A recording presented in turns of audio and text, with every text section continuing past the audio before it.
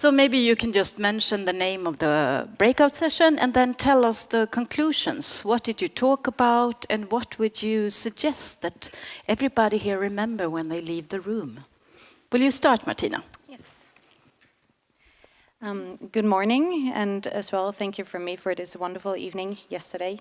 We were in the breakout session 1 on education, training and preparatory measures for refugees, the role of WAPES.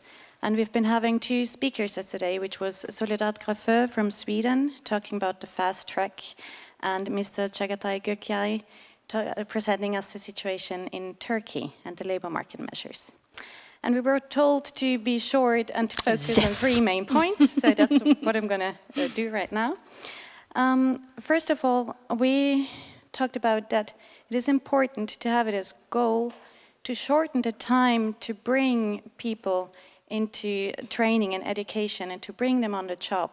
So, which means not to wait for the language courses to be finished, but to start already with training, on the job training at an early stage, parallel to the language courses.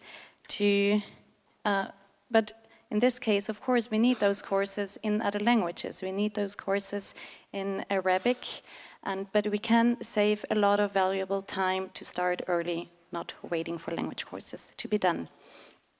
This is also a way to employ already newly arrived immigrants or newcomers that have been in the country. So it's not just this effort to putting into place, but it's also a way to open up jobs for newcomers. Second, to do this, of course, we need strong cooperations with our social partners and with companies. And because we need the validation tests in different languages, we need the courses in different languages. And we've heard yesterday from Germany, but I think it's not just Germany, the love of certificates. In Sweden, if a newcomer is working in a big employer, like here, for example, in the Hotel Scandia, in the gastronomy or hotel business, this is already a reference and a guarantee for other employees. Which does not mean, maybe there is good reasons to not soften and to step back from the regulatory measures we have in Germany, Austria and other European countries. But at the same time, we might think of modular, supplementary, competence-based trainings to reach apprenticeship status and certificates, but to think about offering them in Arabic, not just in German, because some of them exist already in different branches. And third, Turkey is in a very outstanding situation with many people, many refugees also in search for jobs on the labor market in Turkey. This is why Turkey is not only investing and planning many of the vocational trainings, but put a lot of effort on trainings in entrepreneurship and support, so grants in entrepreneurship, to help people start their own businesses.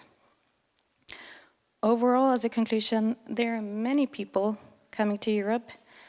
They are motivated to work, to learn about our culture, and to really be part of this society. So we should use this motivation at an early stage and to really planning and designing labor market measures with this idea of getting fast and start early. Thank you. Thank you so much, Martina. And Rebeccah, what did you talk about? What was the subject? I was almost wondering if we were at the same breakout session. We had very similar conclusions in our group. I was in breakout session 2, skills assessment, practical methods and tools.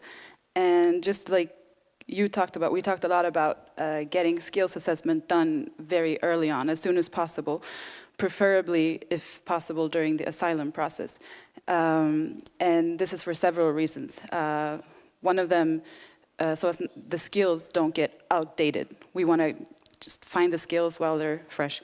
But also, it's important to do it early to find or plan ahead what the person needs to get job ready. It's not always within the PES mandate to do this during the asylum process.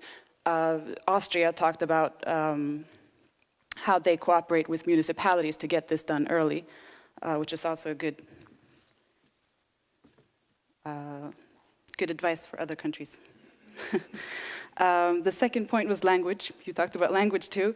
And we were talking about if you need to know the language of the host country before you can get your skills assessed, or if you can do it right away. Austria had examples of using trainers or skills assessors that speak the mother tongue, that have the same mother tongue as the people being assessed, which is one way of doing it. Germany spoke about using pictures rather than language in the skills assessment. And finally, I think you guys talked about cooperation too, so did we.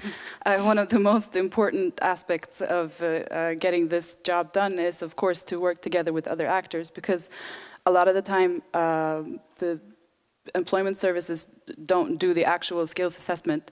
We do the placement, we find other actors to do the skills assessment, so we need to have good relations with them. We need to find the employers, the private companies, we need to find the training centers, and we need to work with the educational system to get skills assessed.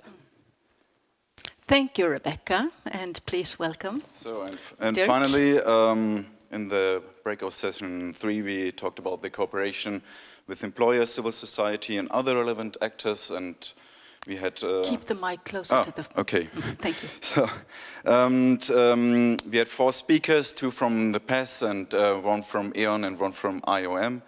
And so, for us it was important to mention that collaboration and cooperation between the PES, employers and social partners is very important. Therefore, a partnership approach is essential. An interesting example was the tripartite agreement on labor market integration in Denmark.